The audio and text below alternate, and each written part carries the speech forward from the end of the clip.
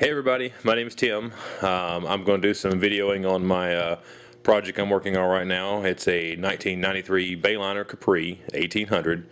It is an outboard. I get lots of questions about that. Nobody's ever seen a 1800 Capri with an outboard, but they do exist, as I have one. Give you a little history on the boat. I got it 3 years ago. I traded out a friend of mine for some work. So I got about $400 real into the boat, and so it started out really well for me. Found the boat in the backyard. Somebody left the drain plug in. It was full of water, and so I drained the boat, did some tune-up on the carbs, some minor stuff, and the boat ran well. I had a great first season out of it. Next season coming into it, boat started losing a lot of power. So I started doing some research and learning about boating, and dug into the motor and ended up rebuilding the whole power head. It went really well for the rest of that season. Great running motor, but didn't quite have the power I wanted. So I began to look in the winter a year ago, and found me a 89 Mariner as a 150. And so I swapped the motors out, and man, love the power. Pull you out of the water just wonderfully. And about 3-4 weeks into this past summer, the motor just locked up. So I took the Mariner 150 and did a complete rebuild, all new electronics, everything. Really had really running a good motor, and got it all built and worked really well. Pulled me out of the water, etc. But so went through the whole season, parked the boat in the garage. About 2 weeks ago, I was getting into the boat to move some stuff around. It's in my garage. It's kind of a tight space. And when I stepped into it, my foot, I could hear the crack and literally just dropped down about an inch or two right over the ski locker. And so at that point, I started digging into it. I took up all the carpet, and my worst fears had come true.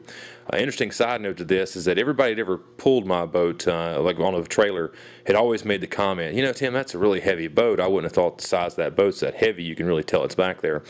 I think I found out why, as I'll show you in a second.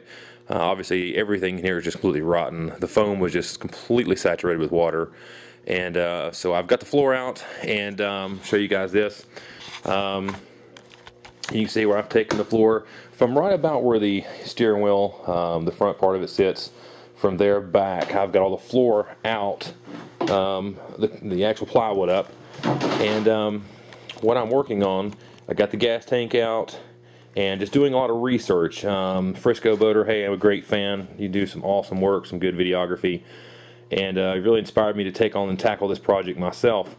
But some interesting things I've come up with is that in a lot of the things I've learned and read, and I could be just wrong, somebody correct me if I am, but I believe the stringers run from the back to the front, and the bulkheads run from side to side.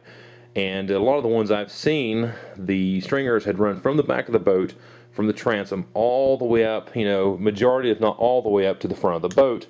I know there's a lot of times there's a step out, from where the gas tank is, and kind of comes in where the ski locker is. But this is an interesting situation, because as I started digging the other night, I found out and realized that these bulkheads run solid pieces from one side all the way to the other on all the bulkheads, or the three that I can see right now, the second one here, and even the one you look up underneath the front here and you can see. And then the actual stringers are just simply put in between those. That may not be a problem. That's something I really want some input on. If I build it back, is that the way you guys would recommend building it back? You just exactly the way it was, or would you recommend putting the stringers all the way the front to back, and then putting the bulkheads in differently? And the reason I say this is because I do have the Mariner. I have the 150 on the back of it. Now, this boat came factory with either 100 and I think even down to maybe a 90 horsepower, but up to a 150 force motor. Now, in this project, I'm going to actually take the whole top of the hull off. So I can get the motor off. I got my stand almost built. Get the motor off, and I'm going to go ahead and get the top hull off. And after I get the top hull off, I'm going to really be able to get in here and get everything out, be able to access it a whole lot easier. You can't really get to the back sides of each side of the motor.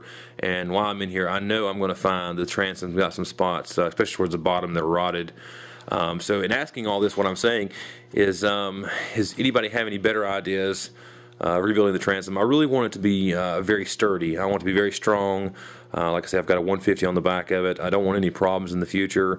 Anything that I can add to it or change in the design that would help strengthen, I'm definitely open to ideas and suggestions. And so that's about the project for where I am right now. I look forward to everybody's opinions, and I got many more videos to come as I get through this project. And I guess I will talk to you guys later. Thanks.